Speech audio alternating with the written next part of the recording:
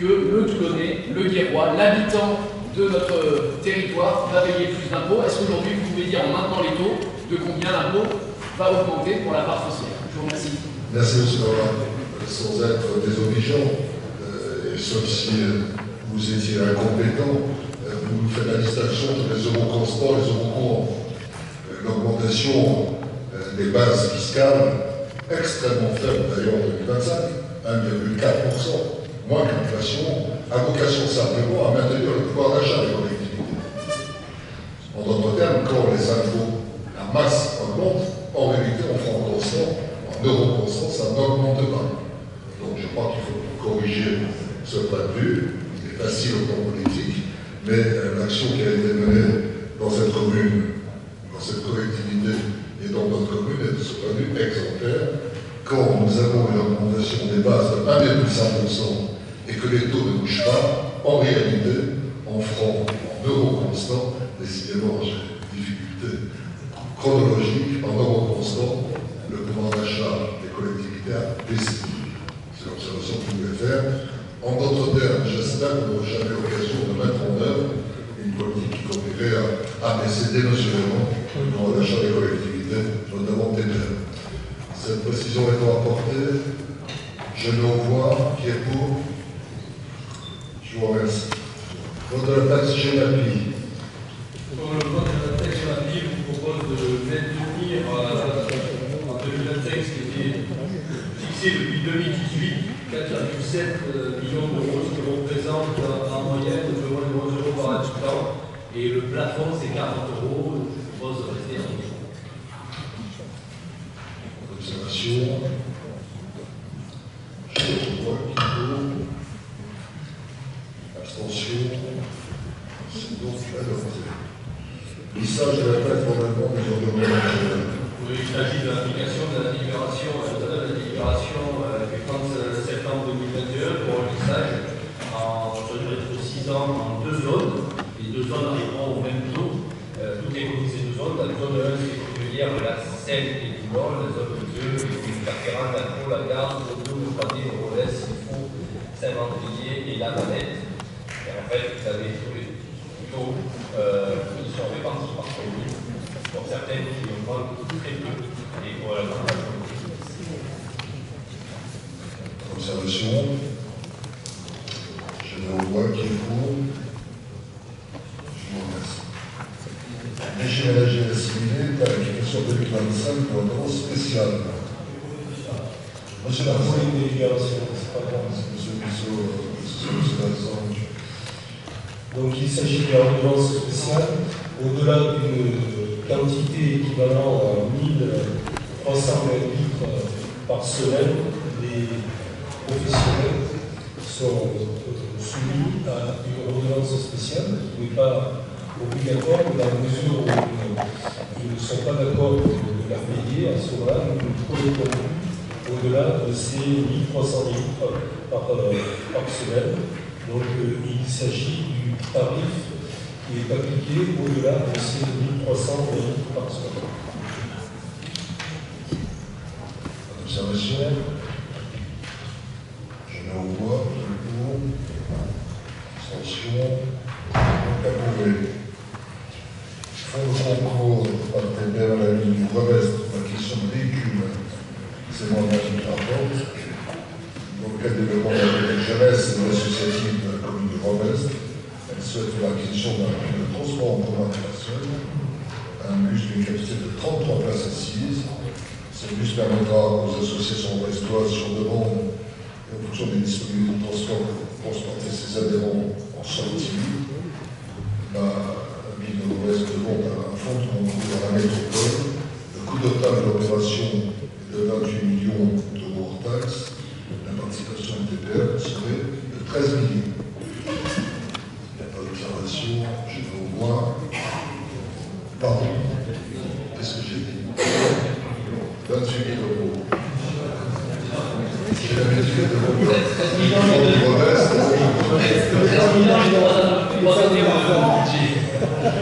C'est maintenant entre les millions et les francs, ça va pas. Donc 13 000 euros hors taxe de participation. Qui est contre. Vous captez.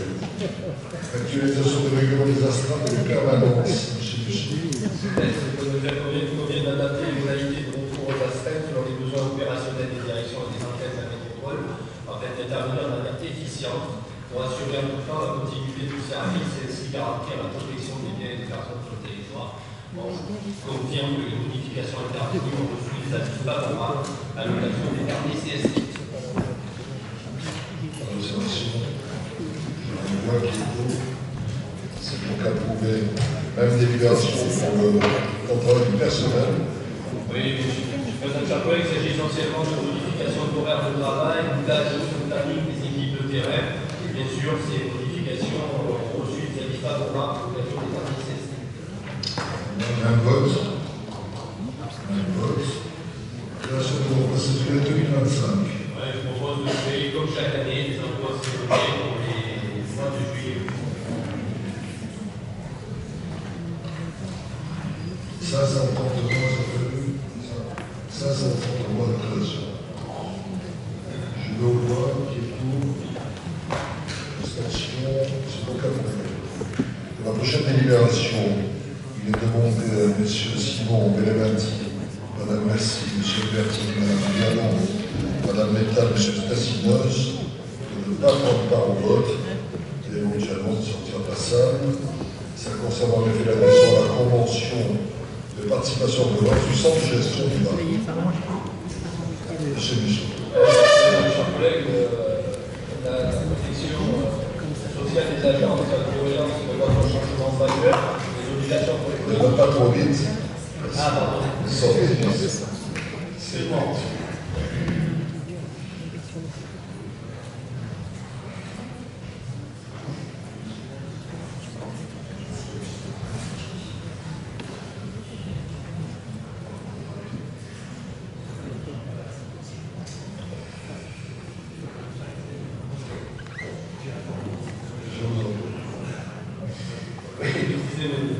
Madame, chers collègues, la protection sociale des agents en matière de violence prévoit un changement majeur. L'obligation pour les collectivités de conclure des contrats collectifs à adhésion obligatoire au 1er janvier 2027, garantie du maintien de 90% de la rémunération nette des agents en situation de maladie ou d'invalidité et la prise en charge en hauteur de 50% de cotisation sur la base de la garantie ci-dessus.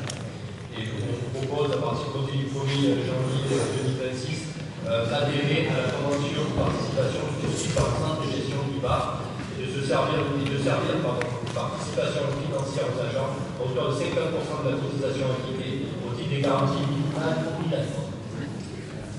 Merci. Observation.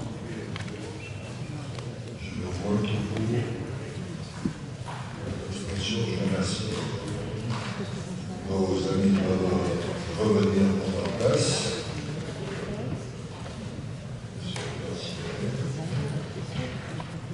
Et on passe à des versions demandées par Mme Guiquet sur sur les demandes d'inscription de communiques orales membres de la métropole sur la liste des communes exposées au recul du trait de côte.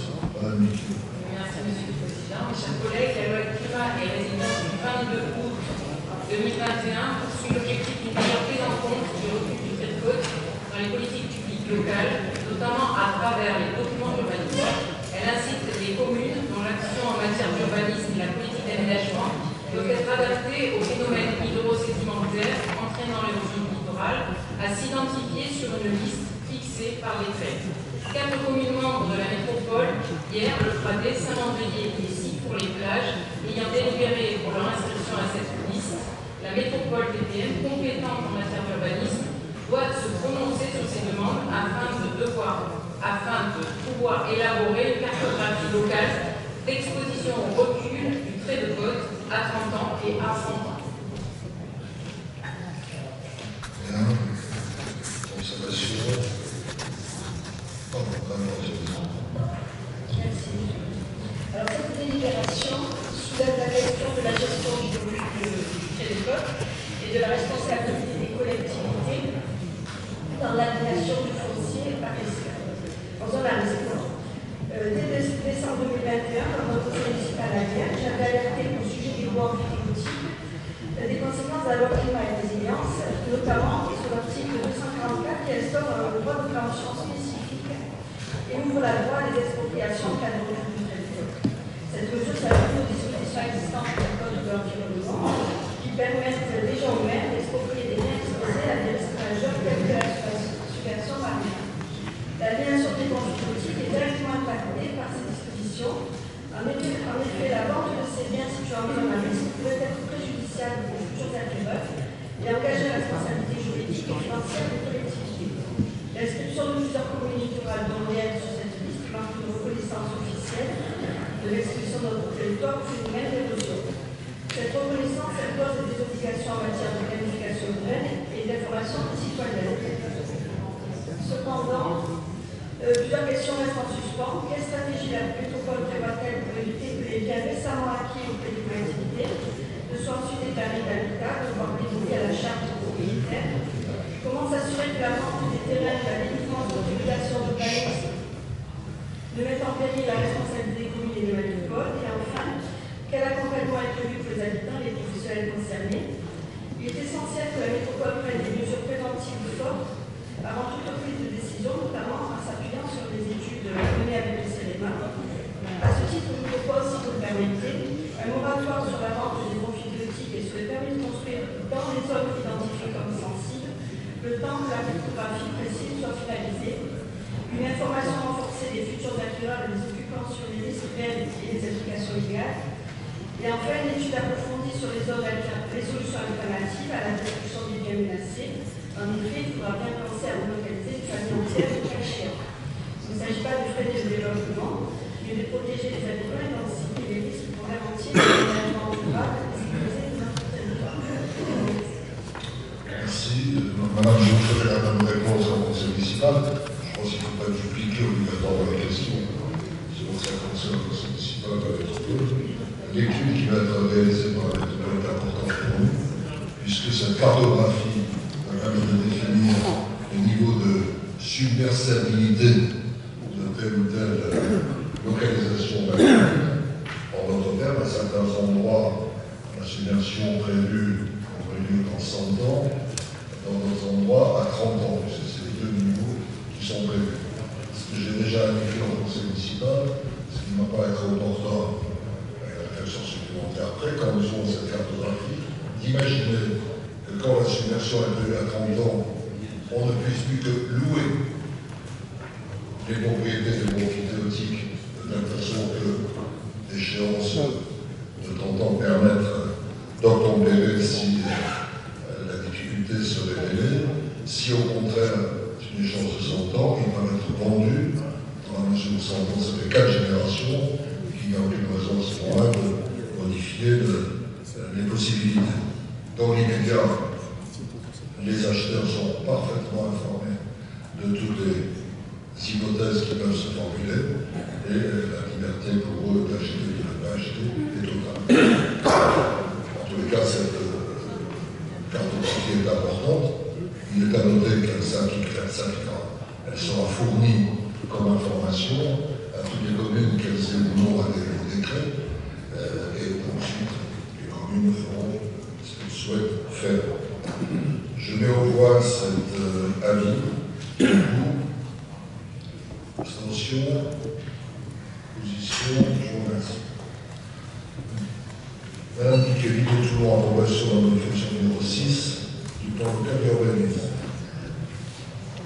Cette modification a été prescrite par arrêté du président de la métropole le 7 septembre 2023 afin d'intégrer le jugement qui enjoint la métropole à modifier le zonage de parcelles et d'instaurer un espace boisé classé d'une part, de modifier l'orientation d'aménagement et de programmation axe des gares ouest afin de permettre la création de logements militaires sans changer les orientations définies par l'OAV, de permettre au ministère des Armées de valoriser son foncier et de répondre à leurs besoins en matière de logement, de créer des espaces verts protégés sur des espaces à conserver et à protéger, de renforcer les articles 13 du PLU en matière d'espaces verts de plantation, de mettre à jour la liste des emplacements réservés, d'intégrer les arrêtés préfectoraux portant approbation de la révision du classement sonore des infrastructures de transport terrestre du 9 janvier 2023, d'adapter les dispositions réglementaires relatives sénatoriale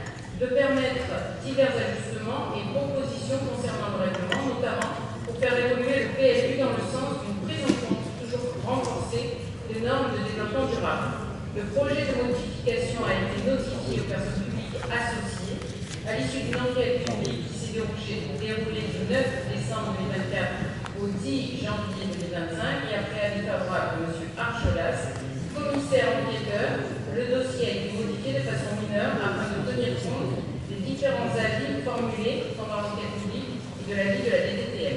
Le conseil municipal de la ville de Toulon, en date du 28 février 2025, a donné un avis favorable à ce projet. Il convient donc aujourd'hui d'approuver la modification numéro 6 du PLU de Toulon.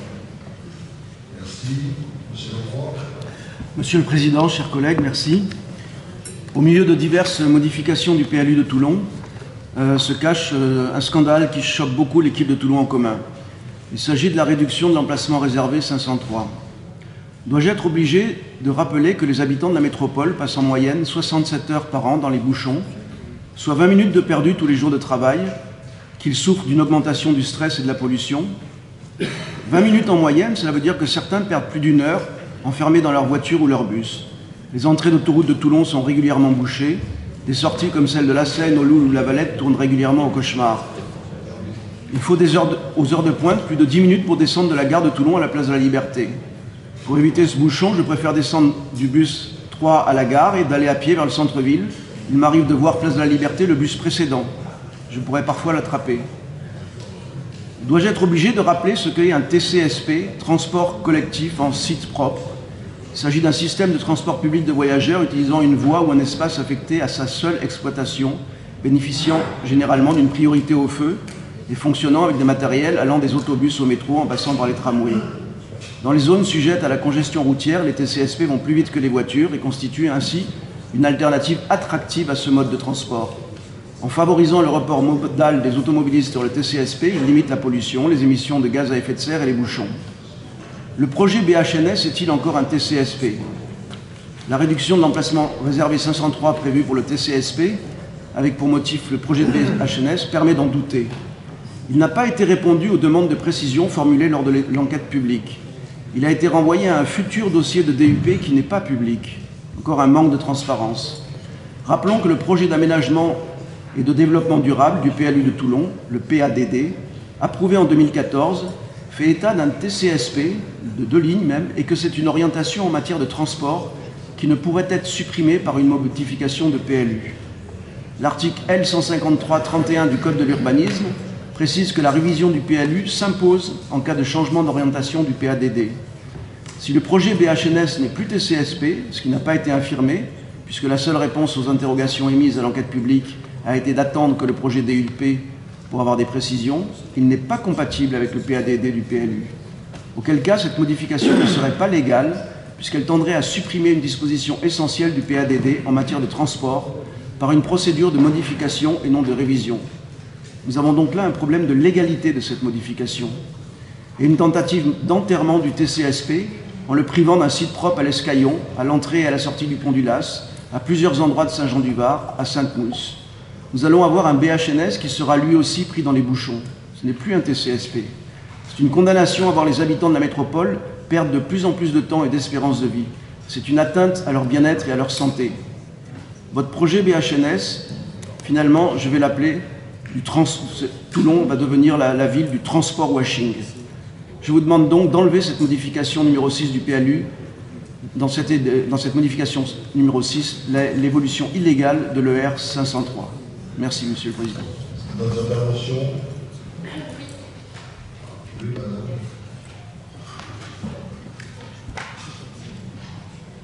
Merci, Monsieur le Président, chers collègues. Évidemment, je ne prendrai pas la parole longtemps parce que vous connaissez toutes et tous ma position et je rejoins ce qui a été dit par vos collègues et donc je ne pourrai pas voter pour cette délibération. Il y a tout de même une question qui persiste, notamment le CEREMA, qui a produit un certain nombre de documents et qui explique à quel point un réseau, je ne parle pas forcément du tramway, mais un réseau de transport en site propre, c'est-à-dire en voie dédiée, est la seule solution valable, viable pour désengorger et permettre une véritable circulation à l'échelle métropolitaine. Et je ne comprends pas pourquoi nous nous obstinons à ne pas travailler la question du site propre. Est-ce qu'il y a d'autres observations? C'est des exercices imposés. Je mets au voix. Qui est pour? Qui s'abstient? Qui est contre? Je vous remercie. Madame Paganelli Argelas n'a pas pris part encore. C'est déjà l'île de la gare, l'instauration du droit de prévention urbaine sur les zones urbaines et organisées. Mes chers collègues, la délibération du 23 juin 2021, qui visait à corriger l'annexe de la délibération du 15 décembre 2020, a bien supprimé la mention de droit de préemption renforcé sur les zones urbaines et les zones à urbaniser en lieu et place du droit de préemption simple. Cependant, l'annexe est toujours entachée d'une erreur matérielle, puisque le zonage du PDU, n'est pas lisible sur le plan. Ainsi, la délibération vise à modifier l'annexe pour faire apparaître le zonage du droit de préemption urbain. Observation. Je mets au voix qui est pour. Abstention. C'est approuvé. L'île de guerre, application de ce plan local d'urbanisme. La présente délibération concerne la nécessité de modifier le plan local d'urbanisme de Vierre-les-Palmiers pour permettre l'ouverture à l'urbanisation de la zone 3AUR située dans le secteur du Roubaud. Cette délibération justifie l'ouverture à l'urbanisation de cette zone en considérant les besoins de développement économique au niveau métropolitain et en tenant compte des capacités d'urbanisation des zones déjà urbanisées. La ZAE du Roubaud est la dernière réserve foncière de la commune. Elle est essentielle pour accueillir de nouvelles entreprises, tandis que d'autres zones d'activité sont déjà saturées.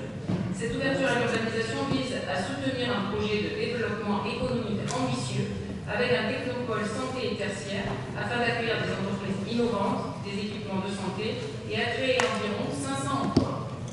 La métropole s'engage à assurer un aménagement de qualité avec une attention particulière à la maîtrise foncière publique et à l'optimisation du foncier. Dans ce sens, une OAP sera créée pour garantir un aménagement cohérent et optimiser la zone. Merci. Sur les observations. Je me revois. Qui est pour? Abstention. Je vous remercie. Pour la prochaine délibération, M. Aglatine et Simon n'ont pas parlé. Et éventuellement, sur un message. C'est en effet l'accord numéro 1 de la convention tripartite d'intervention foncière entre le PF-PACA, la métropole et le Conseil sur le site des Loire Nord. Merci Monsieur le Président. La métropole et les deux sites pour les plages de l'EPF ont signé le 15 mars 2021 une convention d'intervention foncière tripartite sur le site des Loire Nord pour la réalisation d'une opération d'ensemble comprenant 80 logements, dont 45 logements sociaux. Cette convention prend fin le 31 décembre 2025. En raison des délais indispensables pour obtenir les autorisations environnementales et administratives requises pour la mise en œuvre du projet, la cession des fonciers à l'opérateur ne pourra se faire avant la fin de la présente convention.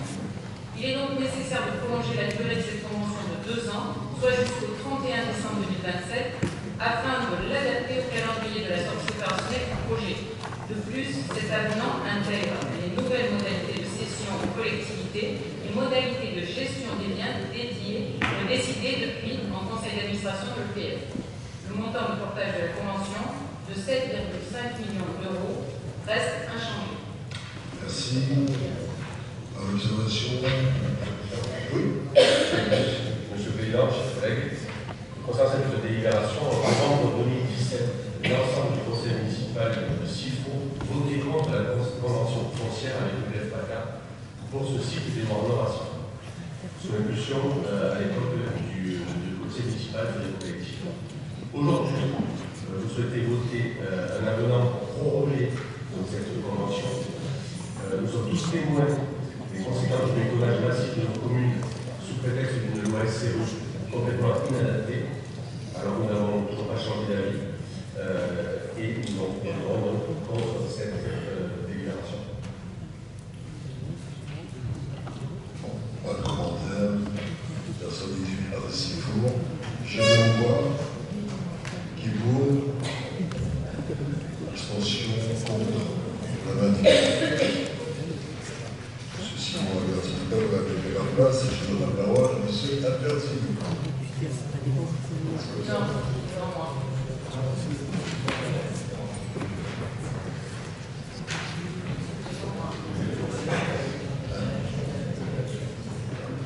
La parole est pour moi.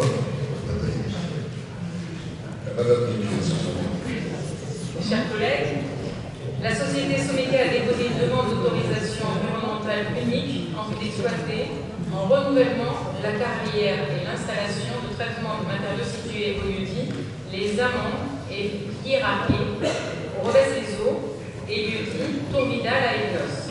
Conformément au code de l'environnement en vigueur lors du dépôt de la demande, Monsieur le préfet du Var sollicite l'avis du Conseil métropolitain sur le projet de la société Someca. Merci. Observation, pas d'observation. Je mets au voix, qui est pour. Abstention, pas d'abstention, c'est donc approuvé. Merci beaucoup d'être venu. Je donne la parole à M. Musso, désormais, pour la régularisation de la convention de mise à disposition de services entre la métropole et le PCC Opéra TPR. Monsieur le Président, mes chers collègues, la métropole met à disposition de l'Opéra et des agents de sécurité facturé au réel de ses services rendus avec des travaux de réhabilitation. L'Opéra a cessé son activité artistique et réunit tout celle du bâtiment principal pour juin 2023. Donc il y a entraîné une réduction des besoins en matière de sécurité du bâtiment. Je propose de prendre en compte cette modification et de régulariser la convention de mise à disposition de services. Donc, la parole au vote. Nous sommes déjà sortis de la salle. M. Tanguy, Mme Mondon, M. Kiala, M. Carasson n'est pas là, Mme Arnaud Galli, Mme Hélène Charles, Mme Valérie Brialon.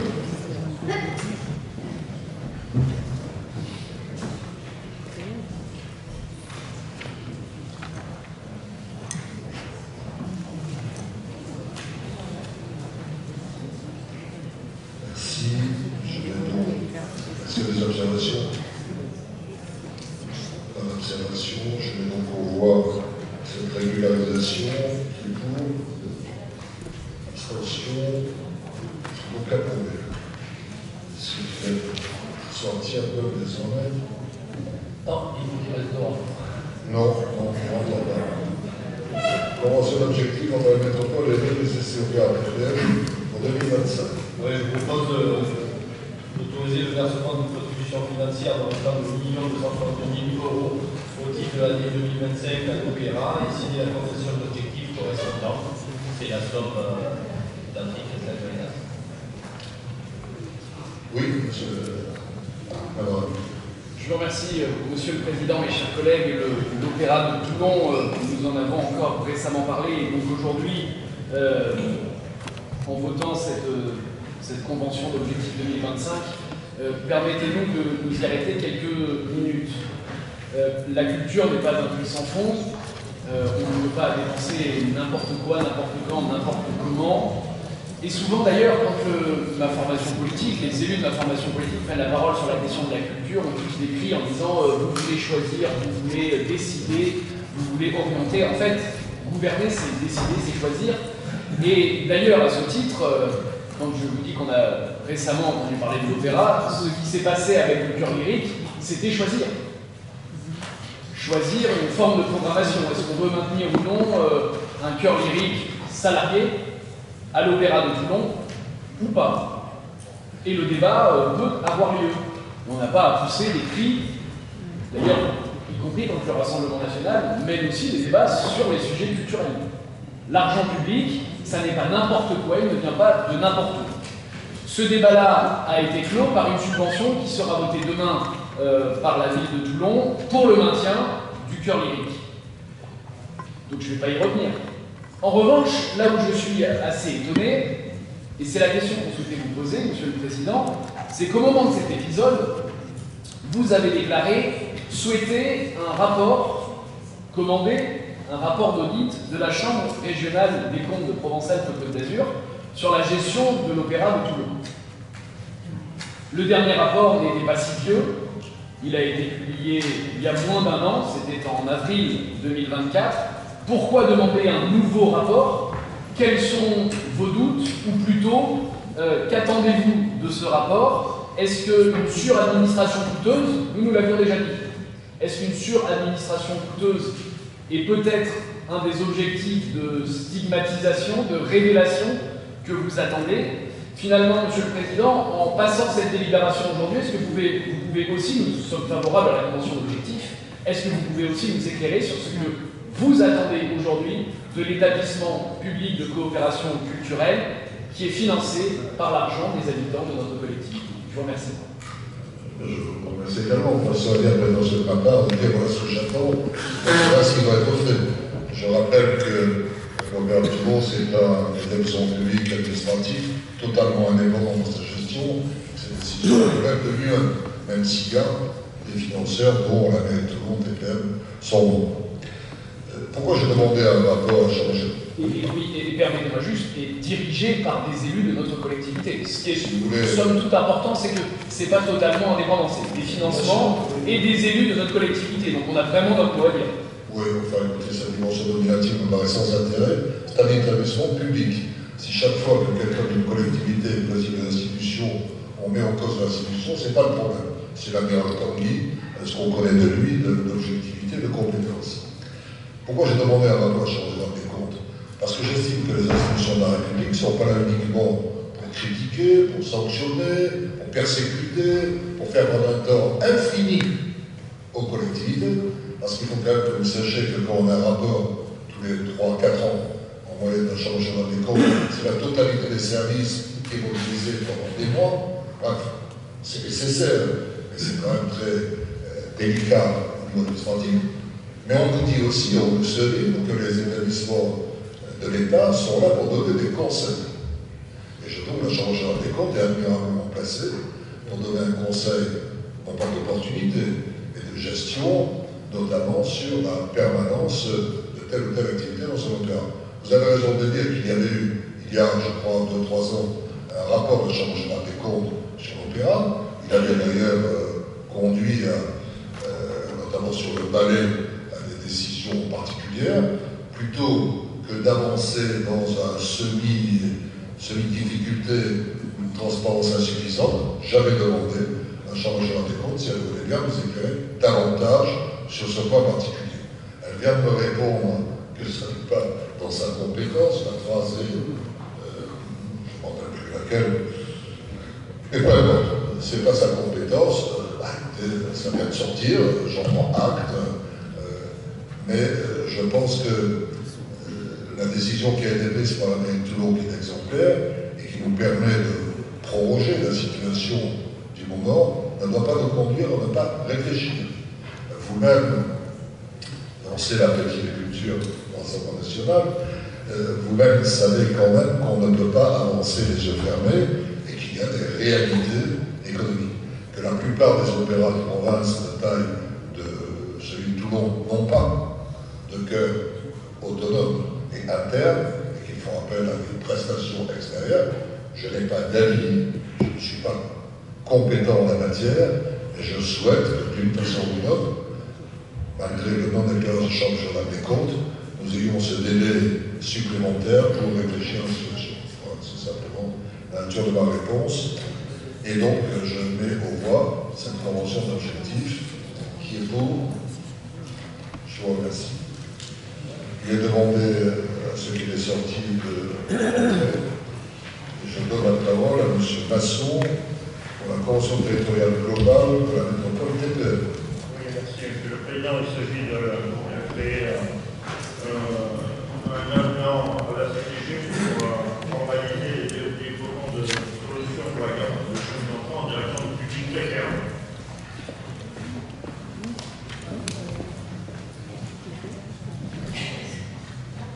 Par observation, je le vois qui est pour. C'est donc approuvé. Avant numéro un contrat 23 CONC 07, le service public d'assainissement collectif. On a Merci, Monsieur le Président. Monsieur le Président, mes chers collègues, nous avions passé dans le cadre d'une délégation de service public la question de la station Cycléa à la compagnie des eaux et d'ozone. Et lors de ce contrat, il avait été envisagé de faire des expériences limitées, notamment sur la Réunion. Par la suite, après réflexion, il a été décidé de reporter ces expériences pour avoir une approche beaucoup plus globale de cette question importante. Et donc, il a fallu s'interroger sur le contenu de l'avenant. C'est l'avenant qui vous est proposé, qui tire les conséquences de l'abandon temporaire de ces recherches sur la Réunion, qui intègre la subvention de 1 million que la région sud nous verse. Nous en avons aussi profité pour modifier la date de fin de cette DSP et inclure l'intégralité de l'année civile 2034. Et le résultat de ces différents éléments présentés dans le présent tableau, c'est une baisse du tarif pour l'usager. C'est des observations. Il n'y a pas d'observation, je le vois qui est pour. Pas d'abstention, je vous remercie. Oui, une abstention. 2, pardon. 2, 34, abstention.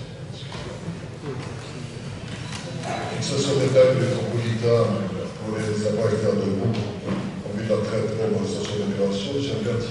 Merci, M. le Président, chers collègues. Donc, dans le cadre des délégations de services publics pour le traitement des eaux usées, les délégataires se voient confier les apports des stations d'épuration extérieures en Fitria, de matière de vidange issus des équipements d'assainissement non collectif de graisse issus des bacs à graisse sur Arda, dont on vient de parler, de matière de vidange issus des équipements d'assainissement non collectif de graisse issus des bacs à graisse sur Transport et la Nana. Les tarifs globaux appliqués sont constitués d'une part délégataire et d'une part métropole TPM, qui sont actualisés chaque année par application de la déterminée par la direction Fitria. La métropole fixe les tarifs globaux 2025 et le montant des parts de la métropole TPM. Les montants globaux sont matière de vidange 30,36 € le mètre cube, les graisses 84,32 € le mètre cube et les bouts 86,1 € la tonne de matière brute, hors taxe générale sur les activités polluantes TGAP. La part métropole pour le coût extérieur permet de compenser les coûts liés au traitement des déchets d'incinération pris en charge directement par la métropole TPM. Ces coûts sont désormais intégrés à la part du délégataire. La part métropole est donc ramenée à 0. Merci. Des observations? Pas d'observation. Je le vois qui est pour. Abstention.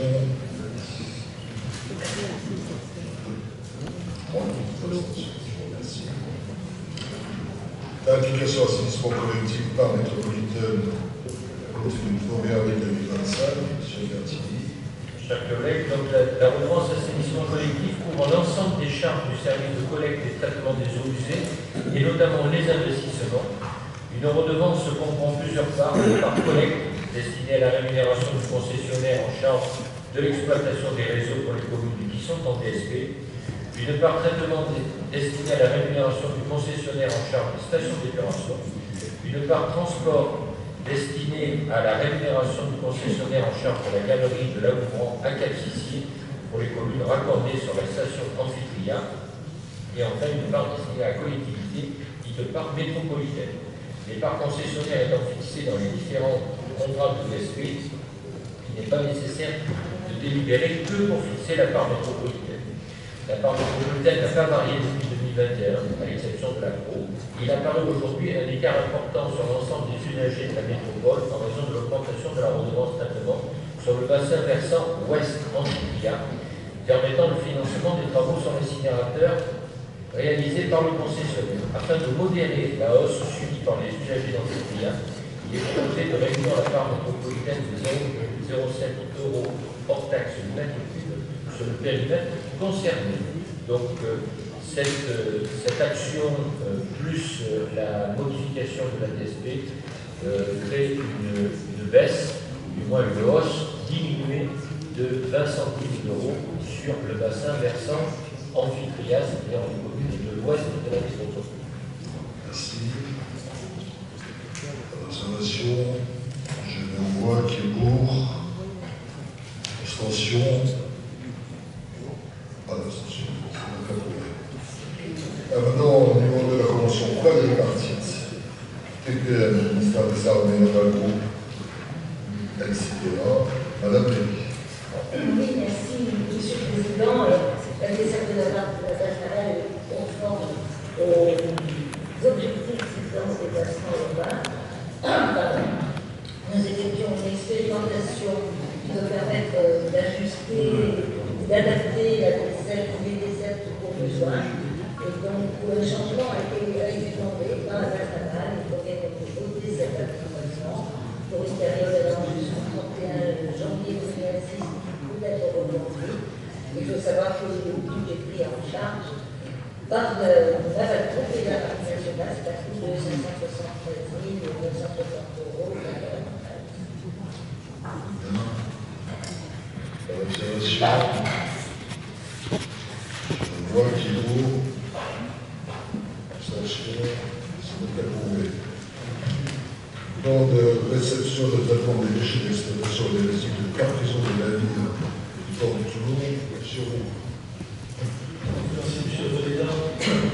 Par délibération du 286 du 29 septembre 2022, le plan de réception de traitement des déchets d'exploitation des navires et des résidus de Carpison du port de Toulon a été approuvé pour une durée de 5 ans. Suite aux changements de délégataire de la concession présente et à la nouvelle organisation des responsabilités entre les fonds délégués et non délégués, il est nécessaire de mettre à jour ce plan qui se présente désormais dans 4 chapitres. Le premier chapitre, visite portuaire de présence de la rame de Toulon sous concession de présence Portello, il récupère le Lazaret. Le deuxième chapitre, le site du port Saint-Louis de Lyon, l'aéroport Lévis.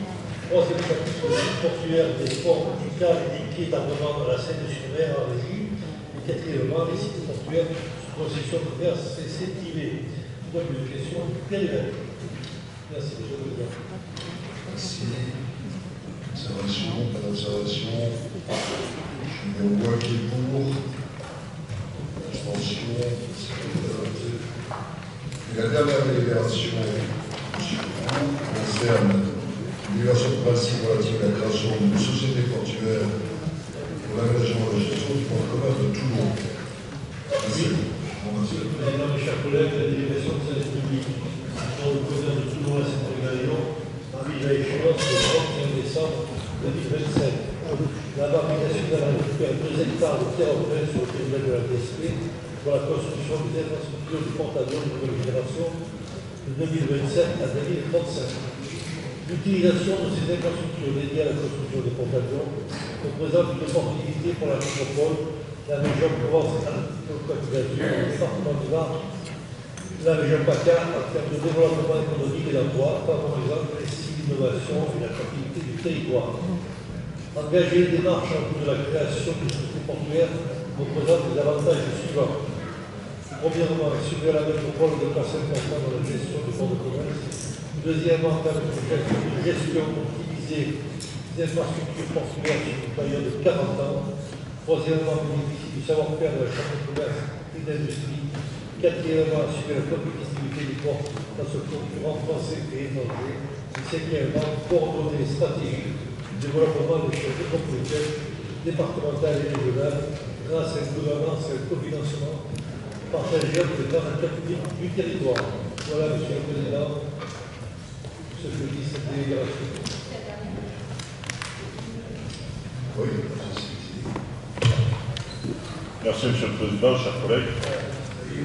Sur cette délibération, juste quelques éléments que je voulais faire part à notre Assemblée. Donc, tout d'abord, je vois ça plutôt d'une bonne manière, puisqu'on va créer les conditions d'avoir une société publique pour gérer tout ça. Juste s'assurer, comme j'ai pu le dire à mes collègues en commission, d'avoir à minima un droit de veto pour que la métropole puisse conserver la stratégie en ces matières, ce qui me paraît plus qu'important dans la période. Ça, c'est le premier point. Le deuxième, c'est que sur la partie Brégaillon, il y a ce qu'on appelle la pyrotechnique, tout le monde connaît, et des zones qui s'y affairent, notamment la zone Z5, qui empêche, pour le développement d'activités économiques, qui bloque en fait le nombre de personnes au kilomètre carré. Il ne faudrait pas que dans les prochaines applications de la société, ça vienne gréver un certain pan d'activité qui est déjà sur Bregaillon. Donc voilà, c'est juste ces deux petites remarques-là, puisque on va par la suite travailler à avoir une quatrième sortie, comme le disait Francis Roux sur la délibération. Donc on va avoir une quatrième sortie, une quatrième entrée de la base navale pour le PNG avec la réserve des 2 hectares mentionnés. Donc il faudra regarder ces quelques éléments-là, parce que ça peut fluidifier la circulation, et il ne faudrait pas que derrière notre activité économique sur site puisse en bâtir par le CNRS ou autres, qui sont déjà des acteurs importants sur ce site. Voilà, je voulais juste apporter ces quelques précisions, et on suivra bien évidemment la suite de ce propos. Merci. Merci à vous. C'est important cette remarque est importante, surtout dans le contexte que l'on connaît, qui est un peu plus long, l'intervention de la défense nationale. Pour le reste, pour le droit de veto, je ne sais pas si on va appeler le terme, mais la situation majoritaire des peines sera affirmée. Et d'autre part, ce que je vais souligner, c'est que le principe de reprise totale dans leur nom et dans leurs avantages personnels sera bien entendu une condition absolue. Merci. Monsieur Navarre.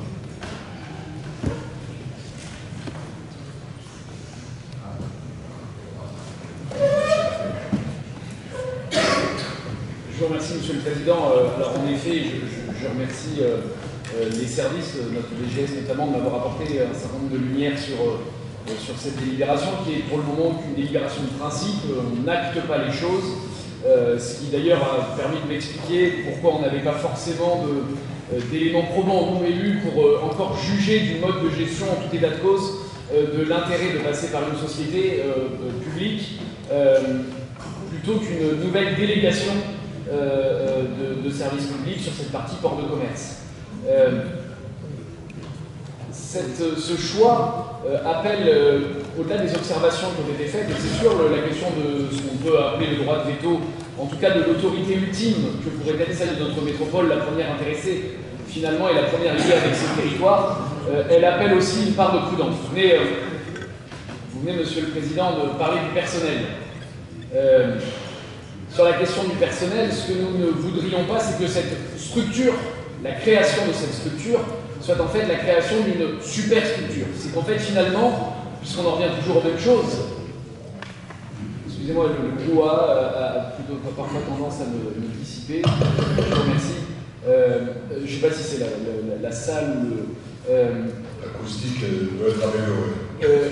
La question du personnel, merci. La question du personnel est importante. Une superstructure, ce qui voudrait donc dire que pour l'argent public, pour l'argent de nos administrés, ça coûterait en soi plus cher. Il y a un véritable intérêt stratégique. Le port, le développement vers la mer, développement économique, touristique vers la mer, est une chose importante. Donc le port de commerce, il prend bien évidemment toute sa part, mais ce que nous ne voudrions pas, c'est qu'on parte vers ce type de société qui à la fois coûte plus cher, embauche toujours plus, parfois recase.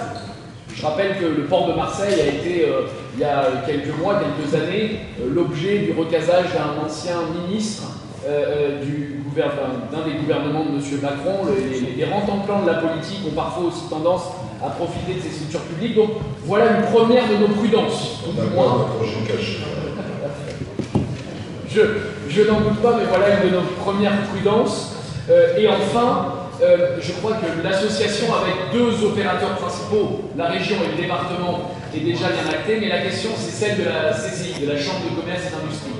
La CCI a perdu, nous le regrettons, c'est le jeu des marchés, encore que, quand ils sont parfois loyaux, ça permet peut-être aux meilleurs opérateurs, selon nous, de gagner, mais la CCI a perdu la délégation de services publics pour le port de Plaisance. Quelle association avons-nous avec cette structure?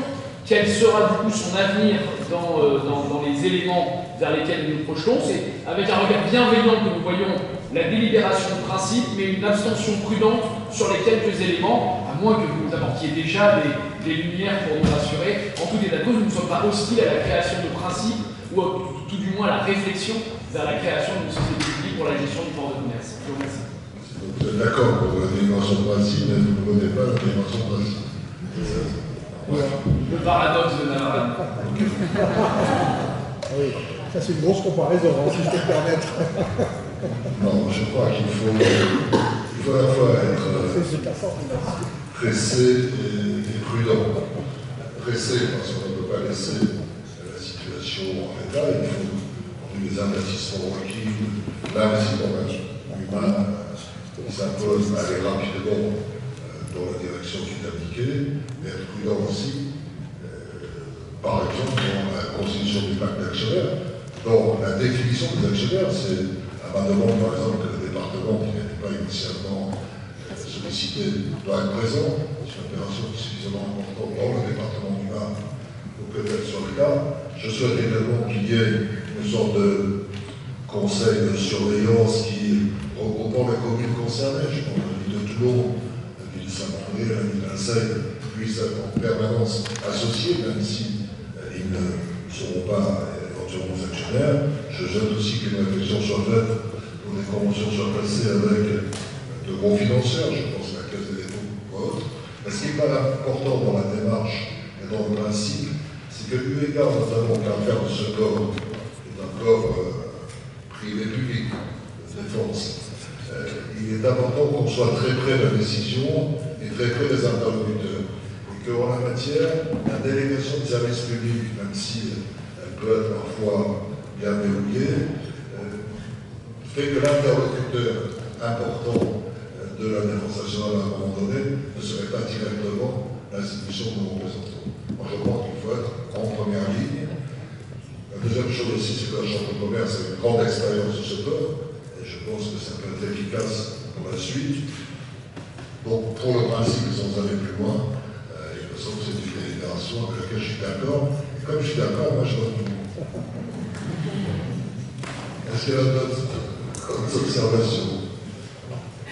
Bien, écoutez, on va passer au vote. Qui est pour cette délibération de principe? Qui s'abstient? Je vous remercie. L'ordre du jour est terminé. Je vous dis à bientôt.